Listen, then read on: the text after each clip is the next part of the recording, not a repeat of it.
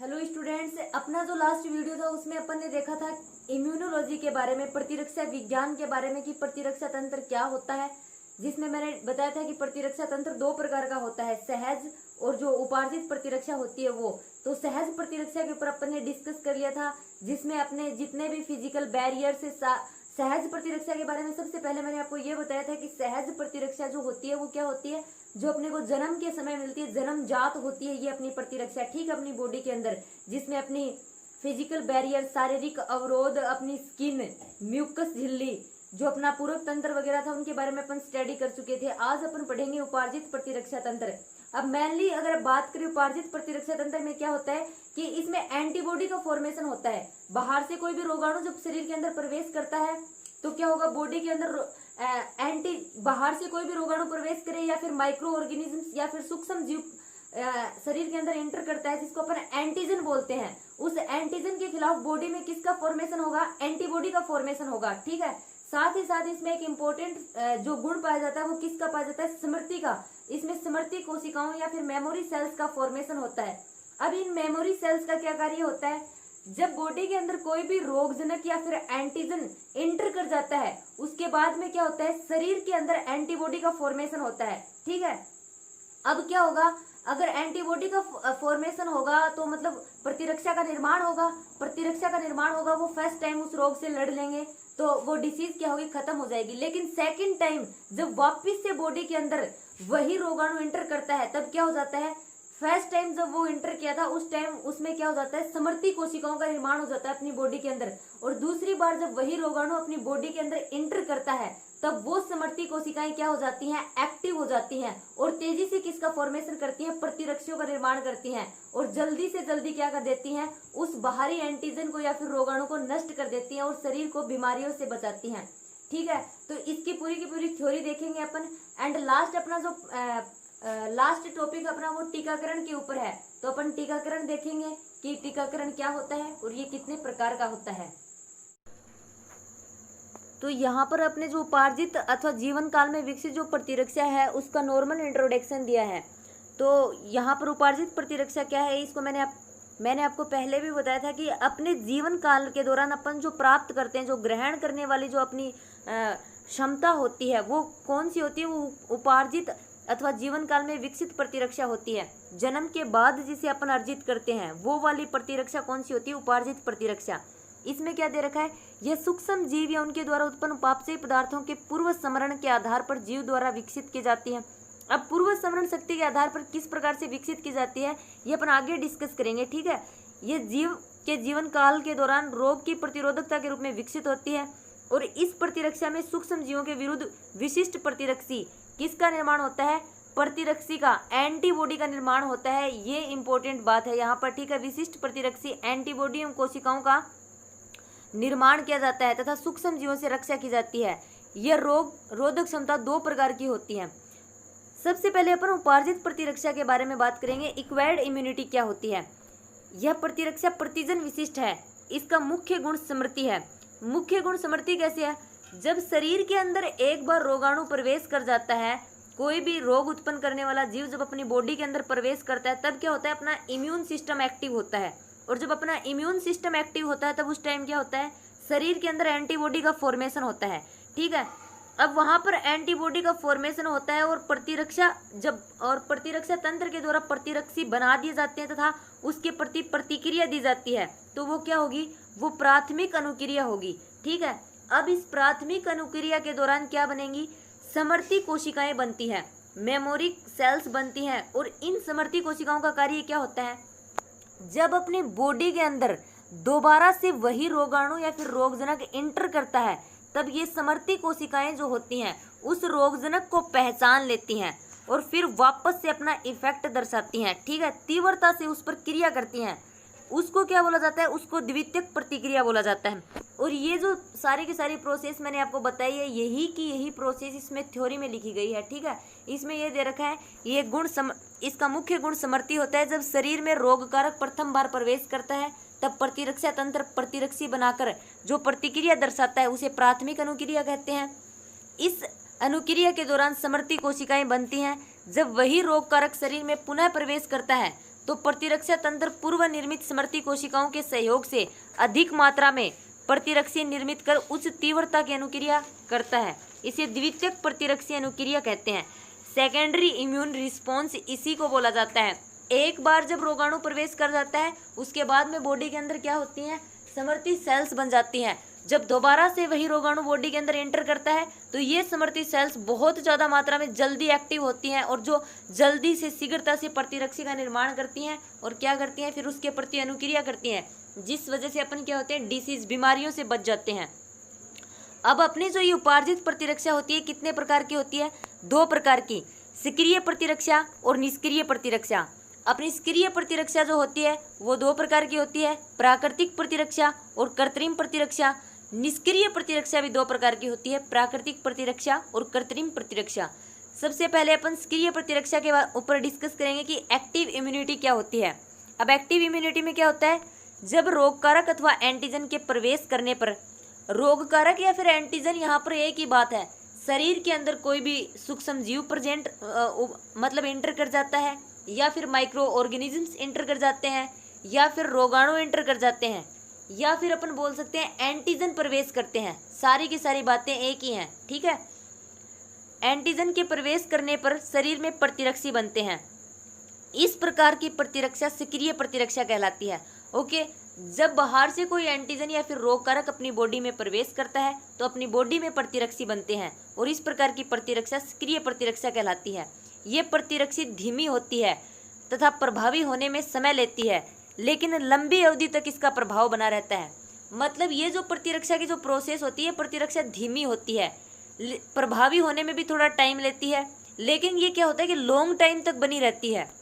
प्राकृतिक संक्रमण से संक्रामक जीव का शरीर में प्रवेश करने पर प्राकृतिक सक्रिय प्रतिरक्षा प्राप्त होती है तथा टीकाकरण द्वारा रोगाणु अथवा एंटीजन को जानबूझकर शरीर में प्रवेश करवाने पर कृत्रिम सक्रिय प्रतिरक्षा प्राप्त होती है। अब सेकंड अपन बात करेंगे निष्क्रिय प्रतिरक्षा क्या होती है। जब शरीर की रक्षा के लिए बने बनाए प्रतिरक्षी को शरीर में प्रवेश कराया जाता है तो उसको निष्क्रिय प्रतिरक्षा बोलते हैं। जब अपनी बॉडी के अंदर अपन प्री फॉर्मेड या फिर बना बनाया प्रतिरक्षी शरीर के अंदर एंटर करते हैं। सक्रिय प्रतिरक्षा में क्या होता है, बॉडी के अंदर अपना प्रतिरक्षी बनता है, बट निष्क्रिय प्रतिरक्षा में क्या करते हैं, अपन बना बनाया प्रतिरक्षी बॉडी के अंदर एंटर करते हैं। ओके, ये मेन डिफरेंस है इनमें। यह प्रतिरक्षा शीघ्रता से प्रयत्नशील हो जाती है लेकिन कम अवधि तक ही प्रभावकारी होती है। जब अपने आप अपनी बॉडी के अंदर प्रतिरक्षी बनते हैं तब क्या होता है, वो उसका प्रभाव ज़्यादा होता है।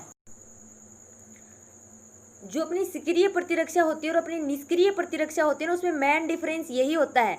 जो सक्रिय प्रतिरक्षा होती है वो बॉडी के अंदर ऑटोमेटिक बनती है और वो लंबे समय तक इफेक्ट रखती है, मतलब लंबे समय तक अपना प्रभाव रखती है। लेकिन निष्क्रिय प्रतिरक्षा जो होती है उसका प्रभाव जो होता है वो जल्दी खत्म हो जाता है। आगे इसमें दे रखा है कि गर्भावस्था के दौरान भ्रूण को माता से प्लेसेंटा द्वारा IgG मिलता है।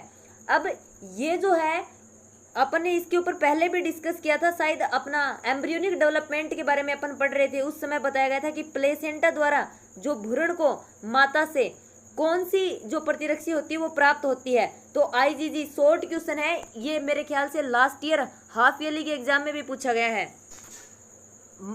जो गर्भावस्था होती है, गर्भावस्था के दौरान प्लेसेंटा जो होती है, प्लेसेंटा के द्वारा भ्रूण को जो कौन सी इम्यूनोग्लोबिन मिलती है, जी इम्यूनोग्लोबिन जी जो होती है वो प्लेसेंटा द्वारा मिलती है। और जो दूध होता है, दूध के अंदर कौन सी होती है, IgA।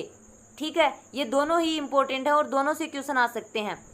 अब आगे क्या दे रखा है कि सांप के काट जाने अथवा घातक रोगों जैसे टिटनस, रेबीज, डिप्थीरिया के उपचार हेतु दिया जाने वाला एंटीविनम, एंटीटॉक्सिन कृत्रिम निष्क्रिय प्रतिरक्षा उत्पन्न करता है। ठीक है, अब आगे अपन देखते हैं स्व प्रतिरक्षा, ऑटो इम्यूनिटी। उपार्जित प्रतिरक्षा में अपनी कोशिकाओं व विजातीय जीवों के मध्य विभेद करने की क्षमता पाई जाती है। अर्थात यह प्रतिरक्षा सामान्यतः विजातीय जीवों के विरुद्ध ही प्रतिरक्षा का निर्माण करती है, लेकिन कभी कभी आनुवांशिक, वातावरणीय तथा अन्य कारणों से शरीर की यह प्रतिरक्षा जीव की अपनी ही कोशिकाओं के विरुद्ध प्रतिरक्षी बनाकर उस पर हमला कर देती है। ऐसी प्रतिरक्षा को स्व प्रतिरक्षा कहते हैं तथा परिणाम स्वरूप शरीर को होने वाले रोग को स्व प्रतिरक्षी रोग, ऑटो इम्यून डिसीज कहते हैं। For example rheumatoid arthritis. अब ये क्या होता है, स्व प्रतिरक्षा में क्या होता है, अपनी जो उपार्जित प्रतिरक्षा होती है, उपार्जित प्रतिरक्षा में क्या होता है, अपनी सेल्स जो होती हैं वो जब उपार्जित प्रतिरक्षा होती है और प्रतिरक्षी जब बन जाते हैं तो वो अपने शरीर की सेल्स और बाहरी सेल्स में क्या करती हैं, डिफरेंस करती हैं। बट कई बार क्या होता है, वातावरणीय कंडीशन की वजह से या फिर जेनेटिकली कोई प्रॉब्लम की वजह से क्या होता है कि अपनी और बाहर की सेल्स में डिफरेंस नहीं हो पाता, और अपनी ही जो सेल्स होती है, बॉडी के अंदर जो सेल्स होती है ना, उन्हीं बॉडी की सेल्स के प्रति प्रतिरक्षी बनाकर उन्हीं पर हमला कर दिया जाता है। अब उन्हीं पर हमला कर दिया जाता है तो बॉडी के अंदर जो सेल्स पाई जाती हैं, अपनी बॉडी के अंदर जो कोशिकाएं पाई जाती हैं, वो अपना वर्क करती हैं, अपना कार्य करती हैं। अगर उन्हीं के ऊपर हमला होगा, प्रतिरक्षी उन्हीं के ऊपर अपना इफेक्ट डालेंगे तो वो खत्म होने लगेंगी, बॉडी जो होगी वो बीमारियों से ग्रसित होने लगेगी। तो इस प्रकार क्या होता है, ये स्व प्रतिरक्षा कौन सा प्रतिरक्षा होती है, मतलब अपनी ही बॉडी पर अपने लिए ही प्रतिरक्षी बनाए जाते हैं, ठीक है। और उनसे जो रोग उत्पन्न होते हैं उनको क्या बोला जाता है, स्व प्रतिरक्षी रोग, ऑटो इम्यून डिसीज, जिसका एग्जाम्पल भी यहाँ पर दिया हुआ है। एक एग्जाम्पल है रूमेटाइड आर्थराइटिस, और ये इम्पोर्टेंट भी है क्योंकि इस प्रकार के एग्जाम्पल पूछ सकते हैं। स्व प्रतिरक्षी जो रोग होता है वो कौन सा होता है, फॉर एग्जाम्पल, या फिर कोई एग्जाम्पल दीजिए, क्योंकि अपनी जो बोर्ड का पैटर्न है वो ऐसा ही पैटर्न है जिसमें 1 या फिर 2 नंबर का क्वेश्चन, मैक्सिमम 2 नंबर का क्वेश्चन और मिनिमम 1 नंबर का क्वेश्चन पूछा जाता है। इससे ऊपर कोई भी क्वेश्चन नहीं मिलेगा। जो क्वेश्चन पेपर बोर्ड के एग्जाम में आएगा उसमें 3 नंबर का पूरा क्वेश्चन किसी में नहीं मिलेगा। 4 नंबर का क्वेश्चन होगा, वो भी डिवाइडेड आएगा, ठीक है। ये बात मैं आपको काफ़ी बार बता चुकी हूँ। अब लास्ट अपना इस लेसन का टॉपिक बचता है टीकाकरण का। अब इसकी पहले अपन थ्योरी देखते हैं कि इसमें क्या बताया गया है। बहुत समय पहले लोगों ने देखा कि जो लोग एक बार किसी बीमारी से ग्रसित होकर स्वस्थ हो जाते थे उन्हें वो रोग दोबारा नहीं होता है। फॉर एग्जाम्पल, अगर मैं इस चीज़ को बताऊं कि लोगों ने किस में देखा था, चेचक के रोग में देखा था। चेचक का रोग जब किसी को एक बार हो जाता था तो लाइफ में किसी को एक बार हो जाता था, तब उसे दोबारा नहीं होता था, ठीक है। अब आगे क्या दे रखा है, इससे टीकाकरण की संकल्पना का जन्म हुआ। टीकाकरण में किसी अनुग्र अथवा विनाशित अथवा क्षीण अथवा निष्क्रिय सूक्ष्म जीव अथवा उनके द्वारा उत्पन्न अविषों की अति सूक्ष्म मात्रा को शरीर में प्रविष्ट कराया जाता था। जो सूक्ष्म जीव होते थे, माइक्रो ऑर्गेनिज्म जो होते थे, उनके टॉक्सिन्स या फिर उनके एविस जो होते थे, उनकी मिनिमम क्वांटिटी जो होती थी वो बॉडी के अंदर प्रविष्ट करवाई जाती थी। और उसी जो माइक्रो ऑर्गेनिजम्स या फिर जो सूक्ष्म जीव होते थे, उनकी जो टॉक्सिन होती थी, जो उनका एविस होता था, जो बॉडी के अंदर इंटर करवाया जाता था, उसी को क्या बोला जाता था, टीका बोला जाता था, ठीक है, वैक्सीन। और इस प्रक्रिया को क्या बोलते हैं, टीकाकरण। यहाँ से इंपॉर्टेंट है क्योंकि टीकाकरण क्या होता है या फिर वैक्सीन क्या होता है, टीका क्या होता है, ये आपसे पूछ सकते हैं, ठीक है। अब आगे क्या दे रखा है, इससे शरीर समृद्ध कोशिकाओं की विशिष्ट जनसंख्या का निर्माण करता है। मतलब काफ़ी ज़्यादा, मतलब अपनी बॉडी के अंदर क्या बन जाती है, मेमोरी सेल्स, स्मृति कोशिकाएं बन जाती हैं।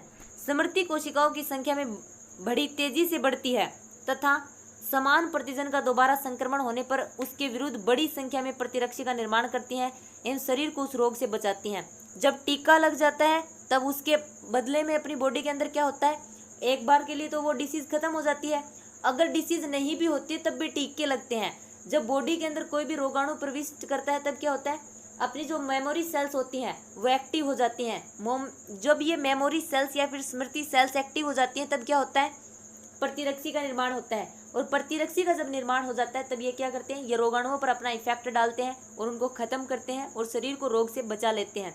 अब यहाँ पर दे रखा है कि सर्वप्रथम एडवर्ड जेनर ने 1796 में 1796 में गो चेचक काउपॉक्स का प्रयोग करके पहली बार जेम्स फिक्स नामक बालक को चेचक का टीका लगाया, ठीक है। और इम्पोर्टेंट है ये एडवर्ड जेनर, इसी वजह से उनके इस योगदान की वजह से इनको क्या कहा जाता है, टीकाकरण का जनक कहा जाता है। पूछ सकते हैं कि टीकाकरण का जनक कौन था, एडवर्ड जेनर था जिसने पहली बार क्या किया था, चेचक का टीका लगाया था। किसको लगाया था, जेम्स फिक्स को, ठीक है।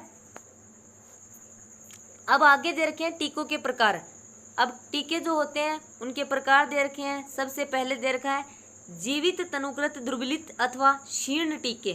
अब ये कौन से होते हैं, लाइव डायलेटेड और एटेन्यूएटेड वैक्सीन्स। अब इसकी थ्योरी देखिए, जीवित क्षीण टीके